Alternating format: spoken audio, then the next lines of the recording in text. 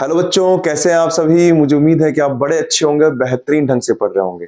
आप सभी का स्वागत है ज्योग्राफी पाठशाला में। भूगोल की यात्रा में आज हमारे पास में नया चैप्टर है, पाठ नंबर 3। ब्लूप्रिंट के हिसाब से करेंगे तो मैं आपको बता दूं, यहाँ पर पाठ नंबर जो 3 है हमारा, इस पाठ नंबर 3 में यहाँ पर पाठ का नाम है मानव विकास। और यहां पर आपको ध्यान रखने वाली बात यह है कि यहां पर केवल छोटे प्रश्न आएंगे। इस चैप्टर में से केवल छोटे प्रश्न आएंगे, यानी बहुविकल्पीय और रिक्त स्थान और वन लाइनर क्वेश्चंस पर हमको फोकस करना है। ठीक है, तो लीजिए हम चैप्टर को शुरू करते हैं। देखिए, मानव विकास की अगर हम बात शुरू करते हैं ना बेटा, तो सबसे पहला एक शब्द और आता है, उसको बोलते हैं वृद्धि। तो दिमाग में आता है कि सिर्फ वृद्धि क्या है, वृद्धि यानी बढ़ना होता है, और विकास क्या है फिर। तो मैं आपको थोड़ा सा एक छोटा सा उदाहरण दूंगा, आप उसको समझेंगे। मैं कहूं कि कोई एक नगर है, एक नगर की जनसंख्या मान लीजिए यहां पर पहले 10 लाख थी, ठीक है। अब वहां की नगर की जनसंख्या 50 लाख हो गई है। तो वृद्धि हुई है या नहीं हुई है? वृद्धि हुई है सर, है ना। अच्छा, यहां पर वृद्धि कैसे हुई सर? धनात्मक वृद्धि हुई है। लेकिन मान लीजिए इसी नगर की जनसंख्या अगर 5 लाख हो जाती, मान लीजिए कोई भी कारण, प्रवास के कारण या किसी भी कारण, तो यहां पर क्या होगी? ऋणात्मक वृद्धि होगी। लेकिन आप क्या ये कह सकते हैं कि 10 लाख से 50 लाख हुई है, या वृद्धि तो हुई है सर, लेकिन यहां पर विकास हुआ है क्या? नहीं सर। विकास तब कहेंगे जब यहां पर अच्छी शिक्षा व्यवस्था होगी, चिकित्सा सुविधा होगी, रोड होंगे, आधारभूत सुविधा मिलेगी। इसका मतलब सर दिमाग में ये आ रहा है कि वृद्धि जो होती है वो धनात्मक भी हो सकती है और वृद्धि ऋणात्मक भी हो सकती है सर, दोनों हो सकती है। संख्या बढ़ भी सकती है, कम भी हो सकती है। लेकिन जबकि विकास क्या होगा सर? विकास हमेशा धनात्मक होगा सर। ये कारण आ रहा है। ये आपके पास में एक लाइनर, एक नंबर के क्वेश्चन में आ सकता है। वृद्धि और विकास में दो अंतर बता दीजिए। एक पता होगा सर, विकास सर सकारात्मक भी हो सकता है सर, सॉरी, वृद्धि सकारात्मक भी हो सकती है और नकारात्मक भी हो सकती है। जैसे मान लीजिए कोई बच्चा है, उसकी लंबाई बढ़ गई तो अच्छी पॉजिटिव है, और कम रह गई तो ये भी एक वृद्धि है, लेकिन नकारात्मक वृद्धि है। लेकिन विकास हमेशा क्या होगा? सकारात्मक होगा। अच्छा, इन चीजों से समझ में आता है कि सिर्फ वृद्धि जो होती है हमेशा मात्रा में नापी जाती है। कितनी संख्या बढ़ गई, कितने मकान बढ़ गए, है ना, कितनी संख्या, कितने मकान, कितने रोडों की संख्या, तो ये क्या होती है? आपके हमेशा मात्रात्मक वृद्धि होती है। ये क्या होती है? मात्रात्मक वृद्धि होती है। जबकि विकास हमेशा गुणात्मक होता है। विकास हमेशा गुणात्मक होता है ना, गुणात्मक वृद्धि होती है। ठीक है सर। अच्छा, और एक बताता हूं आपको, वृद्धि के अंदर क्या होता है बेटा? वृद्धि के अंदर कोई मूल्य दिया जाता है ना। तो मूल्य की जरूरत नहीं होती है। आप 10 लाख है तो 10 लाख से 50 लाख हुई तो भी ये वृद्धि है, और 5 लाख हुई तो भी वृद्धि है, ऋणात्मक वृद्धि हो गई। तो ये मूल्य निरपेक्ष होती है। जो वृद्धि होती है ना, ये मूल्य निरपेक्ष होती है, निरपेक्ष होती है। जबकि विकास होता है वो मूल्य सापेक्ष होता है। मूल्य सापेक्ष का मतलब किसी मूल्य के साथ में तुलना की जाती है। आप कहेंगे किसी कक्षा 12 का विकास हो गया सर, मतलब पहले से अच्छी बढ़ोतरी हुई है, तो पहले से मतलब आपने किसी से तुलना करी है, तो ये मूल्य सापेक्ष होगा, तुलना की जाएगी, यहां पर तुलना नहीं की जाएगी। तो ये वृद्धि और विकास में अंतर है। देखिए, आप इसमें साफ साफ लिखा हुआ है, अगर आपको दिख रहा होगा, कि विकास का अर्थ गुणात्मक परिवर्तन से है जो मूल्य सापेक्ष होता है। इसका अर्थ विकास तब तक नहीं हो सकता जब तक कि वर्तमान दशाओं में वृद्धि ना हो। वर्तमान दशाओं में वृद्धि ना हो तब तक वो विकास नहीं कहलाएगा। समझे? यानी सुधार नहीं होगा तब तक विकास नहीं कहलाएगा। ठीक है, तो ये आपके पास में अंतर है। इसके अलावा हम देखते हैं यहां पर इस पेज पे देखते हैं हम, एक उदाहरण दे रखा है, एक नगर का उदाहरण दे रखा है। आप देखिए, यह बंडा आसे है, एक नगर है, आप यहां पर देख सकते हैं। और यहां पर आप देखेंगे कि यहां पर देखिए मतलब संख्या बढ़ रही है, आपके पास में सारे मतलब घरों की संख्या बढ़ रही है। लेकिन यहां पर हमको मालूम पड़ रहा है कि यहां पर अगर जैसे बाढ़ आ गई तो चारों तरफ पानी भर गया है यहाँ पे, तो एक तरीके से ये विकास नहीं है। यहां पर हम उस आपदा को रोक नहीं पा रहे हैं, तो ये चीज आ गई है। तो विकास का मतलब क्या हुआ? देखिए, विकास का मतलब बात, अब हम विकास पे आते हैं, हमको विकास पढ़ना है। तो बेटा, विकास का मतलब आप ये समझिए कि अगर 80 और 90 के दशक में हम जाते हैं तो विकास को केवल हम आय से मापते थे। यानी जिस देश की आय ज्यादा हो, जिस परिवार की आय ज्यादा हो, ये हम सीधा समझते थे, वो देश या वो परिवार ये कहते थे कि यार इसका विकास अच्छा हुआ है। लेकिन ऐसा नहीं हुआ। आपको मैं बता दूं इसके अंदर कि 80-90 के दशक के बाद में हमारे यहां पर दो एशियाई अर्थशास्त्री आए। एक अर्थशास्त्री का नाम था डॉक्टर महबूब महबूब उल हक, महबूब उल हक साहब, ये कहां के थे? ये पाकिस्तान के थे और ये अर्थशास्त्री थे। इन्होंने क्या कहा? एक दूसरे के मित्र और थे, ये तो पहले हैं। दूसरे मित्र थे प्रोफेसर अमर्त्य सेन, प्रोफेसर अमर्त्य सेन, और ये कहां के थे? ये भारत के थे, ये भी अर्थशास्त्री थे। अब डॉक्टर महबूब उल साहब क्या कहते हैं? वो ये कहते हैं भैया मैं नहीं मानता हूं कि विकास का मतलब आय से मापेंगे, विकास के लिए और भी मापदंड को लेना चाहिए। तो इन्होंने एक शब्द दिया, इन्होंने ये क्या दिया कि विकल्पों में वृद्धि ही विकास है। आपको याद रख लेना है कि डॉक्टर महबूब उल हक के अनुसार विकास क्या है? विकल्पों में वृद्धि होना ही विकास है, विकल्पों में वृद्धि होना ही विकास। अब विकल्प क्या होंगे सर? जैसे आप 12th पास कर रहे हैं, आपके पास विकल्प हो कि सर आप टीचर भी बन सकते हैं, आप आरएस का एग्जाम भी दे सकते हैं, आप पुलिस में भी जा सकते हैं, तो आपके विकल्प खुले हुए हैं। तो ये विकल्पों में जो वृद्धि है ना बेटा, यही विकास है। समझ रहे हैं आप? तो इन्होंने क्या कहा कि विकल्पों में, डॉक्टर हक के अनुसार मानव के अंदर ये कहा कि विकल्प में वृद्धि ही विकास है। और विकल्प जो होते हैं, ये विकास जो होते हैं, कभी भी स्थिर नहीं होते, ये परिवर्तनशील होते हैं और इसका उद्देश्य होता है एक सार्थक जीवन जीना। सार्थक जीवन, इन्होंने कहा, कभी लंबा नहीं होता। सार्थक जीवन का मतलब होता है कि एक ऐसा जीवन जो अपने विवेक और बुद्धि के साथ में आगे बढ़ सके और देश के विकास में योगदान दे सके।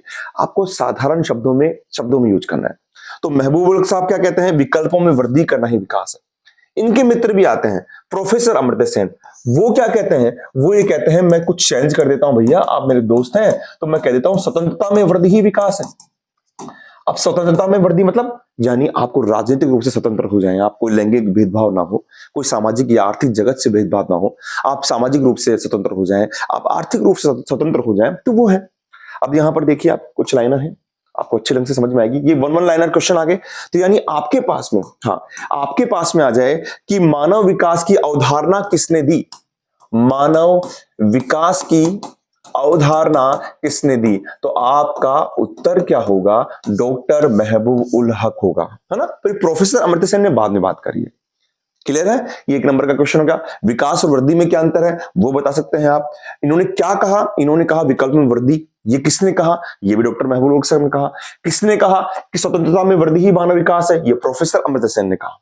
ये क्या कहते हैं? देखिए आप, इन्होंने कहा यहां पर कि डॉक्टर महबूब उल हक और प्रोफेसर अमर्त्य सेन जो घनिष्ठ मित्र थे, इन्होंने मानव विकास प्रतिवेदन निकालने के लिए कुछ कार्य किए, है ना। और इन्होंने यहां पर बताया कि हम 3 मापदंडों को अपनाएंगे। वो 3 मापदंड कौन से हैं? वो 3 मापदंड इन्होंने यहां पर बताया और उसी को ही लेकर आगे काम किया गया। पहला इन्होंने कहा कि मैं स्वास्थ्य को मानूंगा, स्वास्थ्य को मानूंगा।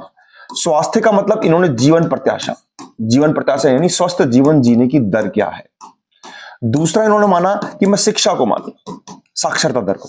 और तीसरा इन्होंने माना कि मैं प्रति व्यक्ति आय को मानूंगा। ये 3 मापदंड होंगे जिस पे मैं किसी देश का, किसी भी क्षेत्र का विकास मापूंगा। प्रति व्यक्ति आय को हम अमेरिकी डॉलर में मापते हैं, अमेरिकी डॉलर में हम मापते हैं, ठीक है। तो ये बात कही। यहां पर नोबेल पुरस्कार विजेता अमर्त्य सेन ने यह कहा कि स्वतंत्रता में वृद्धि ही विकास है। इसका मतलब है कि सामाजिक रूप से, आर्थिक रूप से हमको स्वतंत्रता होनी चाहिए। डॉक्टर महबूब उल हक ने एक बात और कही थी। वो कहते हैं कि आप वो वस्तुएं देखते हैं जो संसार में है और पूछते हैं क्यों। मैं वो वस्तुएं, मैं वो चीज सोचता हूं कि जो संसार में नहीं है और पूछता हूं क्यों नहीं है ना। तो इन्होंने कहा आज जो वस्तु उन्हें देखते हैं और पूछते हैं क्यों, या आप सोचते हैं, और मैं उन वस्तुओं का स्वप्न लेता हूं जो कभी थी नहीं और पूछता हूं कि ये क्यों नहीं है। ये इन्होंने बड़ी अच्छी बात कही थी, ठीक है। आगे देखिए, एक डायग्राम के माध्यम से बता रखा है, आप बिल्कुल भली बात समझ जाएंगे। एक बच्ची है तो बता रहे सार्थक जीवन। मैंने बताया था, डॉक्टर महबूब उल हक साहब ने कहा कि सार्थक जीवन जीना ही उद्देश्य विकास है और सार्थक जीवन का मतलब लंबा जीवन नहीं होता, इसका मतलब होता है गुणात्मक जीवन।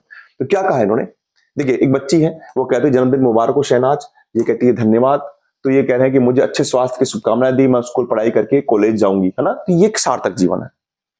लेकिन एक व्यक्ति यहां पर है, यहां पर है, ये देखिए इनमें से कौन सा सार्थक है? वो है ये है। ये कहता है कि मैं 1 वर्ष तक आप मुझे कहां देखेंगे? तो ये कहते हैं कि मैं जेल में देखूंगा या फिर मर जाऊंगा। जब ये कह, इसको कोई पूछते हैं कि आप 1 वर्ष बाद कहां देखेंगे? तो बोले मुझे आशा है कि मैं कैंसर रोग से पीड़ित उनके लिए प्रभावशाली इलाज ढूंढ पाऊंगी। तो सार्थक जीवन कौन सा हुआ? ये हुआ, है ना। इसी में ही एक अभियान चलता है, बेटी बचाओ बेटी पढ़ाओ। ये चल रहा है 22 जनवरी, आप नोट कर लीजिएगा, 2015 में ये अभियान चला गया। और इसका उद्देश्य क्या है? इसका उद्देश्य है लैंगिक भेदभाव को मिटाना, यहां पर लिखा हुआ है इसलिए मैं बता रहा हूं, बेटी बचाओ बेटी पढ़ाओ, और इसका उद्देश्य है लैंगिक भेदभाव को मिटाना और महिलाओं को मजबूती देना, लड़कियों को। आगे देखिए आप, यहां पर एक लाइन दे रखी है, मैं बुक के हिसाब से बता रहा हूं। यहां पर यह बता रखा है कि विकास का केंद्रीय बिंदु क्या है। विकास के केंद्रीय बिंदु यानी तो संसाधनों तक पहुंच। संसाधनों तक पहुंच का मतलब ही यहां पर प्रति व्यक्ति आय है, यानी इन 3 चीजों से मापेंगे हम। स्वास्थ्य, बता ही दिया, जीवन प्रत्याशा और शिक्षा, इन 3 बिंदुओं पर हम किसी भी विकास को मापेंगे। अच्छा, अब ये कहते हैं कि जो विकास होता है ना, हम विकास जो कर रहे हैं, यानी जो विकास है ये कई चीजों से रुक जाता है। अब वो चीजें क्या हो सकती है? वो चीजें इसे कह रहे हैं कि अगर मान लीजिए अशिक्षा हो, सामाजिक आर्थिक भेदभाव हो, अशिक्षा हो, स्वास्थ्य में कमी हो, तो इनके कारण ये विकास रुक जाता है। देखो इसमें लिखा हुआ है कि प्राय लोगों में अपने आधारभूत विकल्पों को तय करने की आजादी नहीं होती है, और भौतिक निर्धनता, सामाजिक भेदभाव, संस्थाओं की अक्षमता के कारण वो रुकावट आ जाती है। जैसे एक उदाहरण दिया कि एक बच्चा है, अशिक्षित बच्चा है, वो कहता है कि मैं डॉक्टर बनूंगा और पढ़ाई नहीं कर रहा, तो क्या डॉक्टर बन सकता है क्या? नहीं, उसका वहीं पर वो विकल्प समाप्त हो गया। क्या कहा था महबूब अख्तर साहब ने? विकल्प में वृद्धि ही विकास, तो उसका विकल्प समाप्त हो गया। एक बच्ची है जिसके पास पैसा नहीं है और उसको बीमारी हो जाती है, इलाज कराना है, इलाज नहीं, पैसा नहीं है तो इलाज नहीं करा पाएगी, तो उसका स्वास्थ्य का जो अधिकार है वो भी एक तरीके से हट गया है। ठीक है, तो यहां पर ये चीज आ गई है। अब सबसे मोस्ट चीज देखिए आप, मानव विकास के स्तंभ की बात करते हैं हम, मानव विकास के स्तंभ की बात करते हैं। यहां से क्वेश्चन बड़े शानदार तरीके से आता है। पहले पूछ लेता है कि मानव विकास के स्तंभ कौन कौन से हैं, कितने हैं, यहां पर ये बात करता है। हम एक एक की बात करेंगे, बिल्कुल आराम से करेंगे। देखिए पहली बात तो हम यहां पर देखिए, मानव विकास के 4 स्तंभ है बेटा। कितने स्तंभ है? 4 स्तंभ है। और पहले स्तंभ की बात करें, समता। देखिए समता का मतलब ही क्या होता है, मैं आपको सीमित शब्दों में समझा देता हूं, वो सीमित शब्दों में, कि अभी मैं आपको पढ़ा रहा हूं, जैसे क्लास के अंदर पढ़ा रहा हूं, बच्चे बैठे हुए हैं, तो मेरा उद्देश्य है क्लास एक अच्छी तरह तब चलेगी जब मैं सभी पर सब बराबर ध्यान दूं, सबका समान विकास करूं, न कोई लैंगिक भेदभाव के आधार पर ये लड़का है ये लड़की है, जातिगत भेदभाव नहीं करूं, सामाजिक भेदभाव नहीं करूं, आर्थिक भेदभाव नहीं करूं, तो वही समता हो गया। और यहां पर एक बहुत अच्छी लाइन दे रखी है कि प्रत्येक व्यक्ति को यहां पर उपलब्ध अवसरों के लिए समान पहुंच की व्यवस्था करना ही क्या है? समता है। तो यानी क्या है, इसके अंदर एक लाइन आएगी, उपलब्ध अवसर, जो भी अवसर है, उपलब्ध अवसरों के लिए समान पहुंच की व्यवस्था करना, ये ही समता है। तो ये क्वेश्चन आ जाता है कि यहां पर समान आ गया ना बेटा, तो वो समान आ गया, इससे हम पकड़ लिया समता। तो समान पहुंच क्या? देखिए इसमें लिखा हुआ है, न तो लिंग के आधार पर, न जाति के आधार पर, न आय के आधार पर, किसी भी आधार पर हमको भेदभाव नहीं करना है कि भैया हमको यहां पर विकास करना है, यहां पर नहीं करना। विकास सबका समान होना चाहिए। ये मानव विकास का पहला स्तंभ है। बिल्कुल आसान है, समझ में आ रहा होगा। इन्होंने इसमें एक उदाहरण भी दे रखा है कि जैसे मान लीजिए यहां पर कि अगर मान लीजिए कोई स्कूल है, वहां पर स्त्रियां हैं, सामाजिक आर्थिक रूप से पिछड़े बच्चे हैं, और उनको हम शिक्षा नहीं पहुंचाते हैं, एक टीचर भेदभाव करता है, तो ये विकास का अंग नहीं है। दूसरा आता है सतत पोषणीयता। देखो नाम से स्पष्ट है, यहां पर एक एक लाइन के क्वेश्चन क्या बनते हैं कि समता का उपलब्ध अवसरों के लिए समान पहुंच की व्यवस्था करना निम्न में से कौन सा स्तंभ है? समता, सतत पोषणीयता, उत्पादकता, सशक्तिकरण, 4 दे देगा, तो आपको चयन करना है समान से समता। तो सतत पोषणीयता, तो इसका मतलब क्या है? सतत यानी लगातार, पोषणीयता मतलब पोषण देना है आपको, लगातार आप उनको क्या करने हैं? अवसर देने हैं। तो इसका मतलब आएगा निर्वहन, इसको हम निर्वहन भी कह देते हैं। क्या कह देते हैं? निर्वहन का अर्थ है अवसर की उपलब्धता में निरंतरता, है ना? तो इसको हम निर्वहन भी कह सकते हैं। निर्वहन यानी लगातार उसमें क्या है, हम उसको विकसित कर सके। तो इसमें है अवसरों की उपलब्धता में निरंतरता। इसके लिए जो बेस्ट लाइन आएगी वो आएगी, अवसरों की, ये था उपलब्ध अवसरों के लिए समान पहुंच की व्यवस्था करना। अब यह अवसरों की उपलब्धता में निरंतरता। ये कैसे होगी सर? ये कैसे होगी? ये ऐसे होगी कि आपको क्या करना है, सतत पोषणीय विकास की अवधारणा आ गई है, जिसमें हम कहते हैं कि भविष्य की पीढ़ी के लिए भी संसाधनों को संरक्षित करना है। तो इसमें यह है कि समस्त जो भी वित्तीय संसाधन है, ये मानवीय संसाधन है, उसको भविष्य में ध्यान के रखकर हमें प्रत्येक पीढ़ी के लिए उनको पहुंच को विकसित करना है। ऐसा नहीं हो कि मैं आपको पढ़ा रहा हूँ मैं आपका पढ़ाते पढ़ाते मैं इतना जैसे मान लीजिए हम इतना समय खराब कर दें कि आने वाली क्लास को मैं पढ़ा नहीं पाऊँ। तो ऐसा नहीं होना चाहिए। विकास सब जगह होना चाहिए। मुझे हर क्लास के अंदर हर पीरियड में उतनी ऊर्जा उतने जोश के साथ में पढ़ाना पड़ेगा। अगला आपके पास जैसे इसमें देखो उदाहरण दे रखा है कि एक बालिका को विद्यालय भेजा जा रहा है और उसका समुदाय अपनी बालिकाओं को विद्यालय में भेजने के महत्व पर जोर नहीं देता है, उसको रोक दिया। तो बताइए उसके अवसर भावी पीढ़ी के जो अवसर है वो खत्म हो जाएंगे नहीं हो जाएंगे। अतः प्रत्येक पीढ़ी को अपनी भावी पीढ़ी के लिए अवसरों की सुनिश्चितता को उपलब्धता को सुनिश्चित करना चाहिए। तो उससे क्या होगा कि बच्ची पढ़ नहीं पाएगी तो उसका विवाह होगा तो उसकी जो आने वाली जो पीढ़ी है वो भी उस सुविधाओं से वंचित रह जाएगी। तीसरा जो उसका ऑप्शन है वो आपके पास में आएगा उत्पादकता। ये उत्पादकता क्या है ये भी देखिए आप। उत्पादकता का अर्थ है मानव श्रम उत्पादकता। केवल एक शब्द दे रखा है, मानव श्रम उत्पादकता। आपके पास प्रश्न आएगा कि मानव श्रम उत्पादकता से तात्पर्य क्या है, या मानव विकास के स्तंभ में किस उत्पादकता की बात की गई है? श्रम उत्पादकता की बात की गई है ना। और इसके अंदर है कि व्यक्तियों में ऐसी क्षमता, लोगों में ऐसी क्षमता का निर्माण करना, ऐसी उत्पादकता का निर्माण करना जिससे कि वो राष्ट्र के निर्माण में भागीदारी कर सके। और यहां पर एक लाइन दे रखी है कि जन समुदाय राष्ट्रों के वास्तविक धन होते हैं। इस लाइन को याद रख लेना कि देश का जो इसमें लिखा हुआ है, देश का या राष्ट्र का वास्तविक धन क्या होता है। ये एक लाइन में क्वेश्चन आ जाए और आप बोलेंगे सर ये तो कराया नहीं, वास्तविक धन क्या होता है? तो ये होगा जन समुदाय। क्या होगा? जन समुदाय। वन लाइनर है रिक्त स्थान में कि किसी भी राष्ट्र का या किसी भी देश का वास्तविक धन क्या होता है? जन समुदाय होता है। ठीक है। अगला है सशक्तिकरण। चौथा पॉइंट आएगा सशक्तिकरण। इसमें क्या है सर? इसमें देखिए आप, इसमें अपने विकल्प चुनने के लिए शक्ति प्रदान करना। ऐसी शक्ति बढ़ती हुई स्वतंत्रता और क्षमता से आती है। यानी आप अपने विकल्पों को चयन करने में आप में शक्ति प्रदान हो, आप में इतनी योग्यता हो कि आप अपने विकल्पों को चयन कर सकें। आप में ये मान लीजिए कि किसी प्रकार से, चाहे आप आर्थिक रूप से पिछड़े हों चाहे सामाजिक रूप से पिछड़े हों, उसमें आपके अंदर इतनी मजबूती पैदा करनी है, इतनी आपको मजबूत बनाना है कि आप अपने विकल्पों को आराम से चयन कर सके, है ना। तो अपने विकल्प चुनने के लिए शक्ति प्रदान करना यहां पर आएगा बिना किसी भेदभाव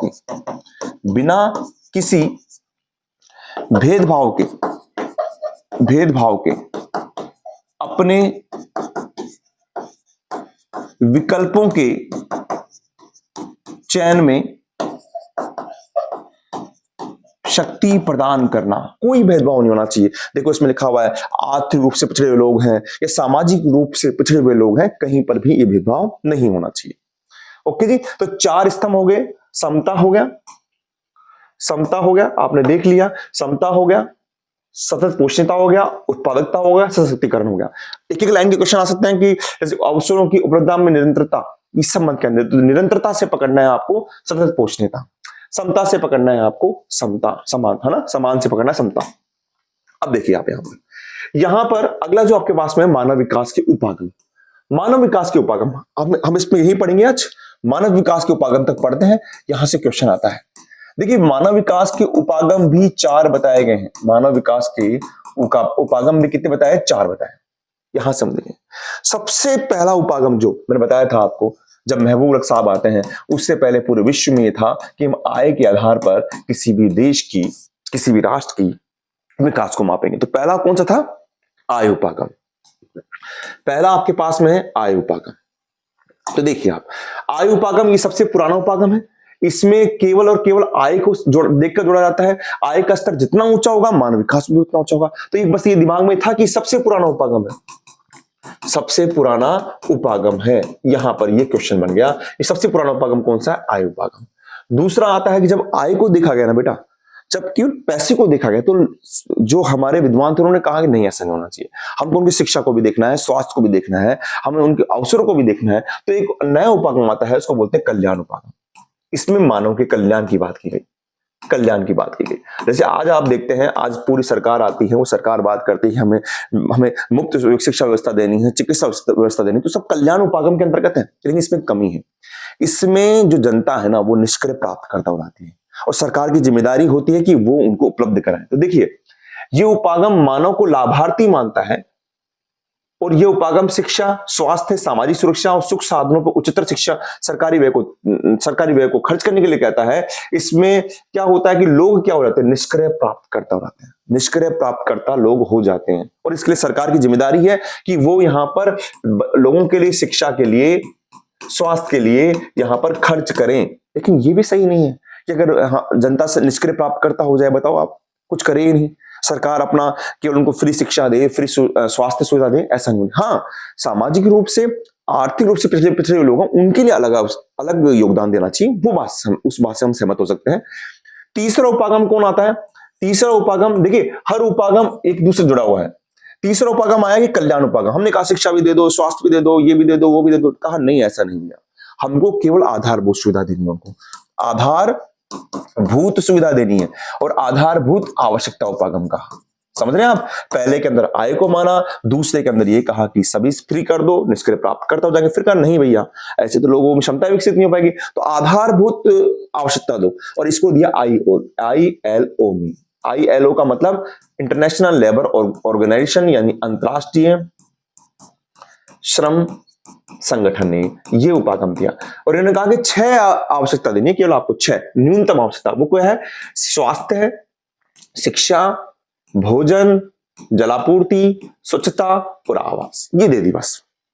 लेकिन फिर वापस दिक्कत है कि क्यों नहीं, बाद की विद्वानों ने देखा, जैसे प्रोफेसर अमर्त्य साहब ने देखा कि यार ऐसा क्यों कि हम केवल इनको हम आवश्यकता ही दे दें, यानी आधारभूत आवश्यकता दे दें, यानी इनको खाली हम इनमें योग्यताएं विकसित नहीं करें, खाली हम इनको क्या करें, अवसर ही देते रहे, यानी इनको सुविधाएं देते रहे, ऐसा गलत है। तो इन्होंने कहा कि हम इनमें क्षमता विकसित कर देते हैं। क्या विकसित कर देते हैं? क्षमता विकसित कर देते हैं। इनको क्षमता उपागम कहा गया। और क्षमता उपागम, देखिए जब अमृत मिला था तो उसे देवताओं में क्षमता आ गई थी, तो आप याद करना है कि अमर्त्य सेन ने क्षमता उपागम दिया, और इन्होंने कहा कि संसाधनों तक पहुंच में मानव में क्षमताओं का विकास कर दो, अपने आप ही ये सारी कल्याण उपागम भी आ जाएंगे, ये 6 आवश्यकता भी आ जाएगी, आय भी आ जाएगी, सब कुछ आ जाएगा, लेकिन क्षमता विकसित कर दो। तो ये अंतिम उपागम है, जिसको हम क्या कहते हैं, प्रोफेसर अमर्त्य साहब ने दिया। तो देखिए बेटा, हमने पढ़ लिया है। यहां से हम बात करें, हम आज इतना पढ़ेंगे, केवल आपके दिमाग में आता है कि सर हमारे पास में वन लाइनर क्वेश्चन क्या आते हैं। तो पहला आता है वृद्धि और विकास क्या होता है, ये पता पड़ा। विकास धनात्मक होता है, सकारात्मक होता है, गुणात्मक होता है, यहां से प्रश्न बनेंगे। दूसरा फिर प्रश्न बनेगा हमारे पास में कि मानव विकास की अवधारणा किसने दी? डॉक्टर महबूब अल हक साहब ने दी। क्या कहा उन्होंने कहा कि विकल्प में वृद्धि ही विकास है। आपके जो अमर्त्य सेन आते हैं, उन्होंने सततता में वृद्धि को विकास का कुछ परिभाषा आपके सामने आती है। अच्छा, एक चीज और हमारे पास में रह गई, इसको आप देख लीजिएगा कि डॉक्टर महबूब उल हक के अनुसार ही यूएनडीपी, कौन? यूएनडीपी 1990 से, कब से? 1990 से मानव विकास रिपोर्ट दे रही है। मानव विकास रिपोर्ट दे रही है प्रत्येक वर्ष। क्या दे रही है? प्रत्येक वर्ष दे रही है बेटा। एक तो होता है HDI और एक होता है HDR, ह्यूमन डेवलपमेंट रिपोर्ट दे रही है यूएनडीपी। यूएनडीपी की फुल फॉर्म है यूएनई, यूनाइटेड संयुक्त नेशनल यानी राष्ट्र, डेवलपमेंट यानी विकास, और प्रोग्राम यानी कार्यक्रम। ठीक है, कार्यक्रम। तो यूएनडीपी की फुल फॉर्म क्या हो गई? संयुक्त राष्ट्र विकास कार्यक्रम, जो 1990 से HDR यानी मानव विकास रिपोर्ट दे रही है प्रत्येक वर्ष। कितने मापदंड है? ये है HDI, human development index. 3 index है, स्वास्थ्य, शिक्षा और प्रति व्यक्ति आय। तो यहां से एक नंबर के प्रश्न बनते हैं। फिर उसके बाद में प्रश्न बनता है कि मानव विकास के स्तंभ क्या है, स्तंभ के बारे में बता दिया, और फिर मानव विकास के उपागम। आगे हम पढ़ेंगे कि किस प्रकार से हम राष्ट्रों की तुलना कर सकते हैं, और किस प्रकार से हम मानव विकास के अंदर ये जान सकते हैं कि कोई राष्ट्र कितना आगे है और कितना पीछे है। मुझे उम्मीद है कि आपको ये चीज समझ में आएगी। एक एक लाइन क्वेश्चन बनते हैं, जब इनके छोटे क्वेश्चन करेंगे ना बेटा, आपको सारा चैप्टर पूरा समराइज हो जाएगा। आप पढ़ते रहिए, यूं ही आगे बढ़ते रहिए। मिलता हूं आपके साथ नेक्स्ट क्लास में। थैंक यू बेटा।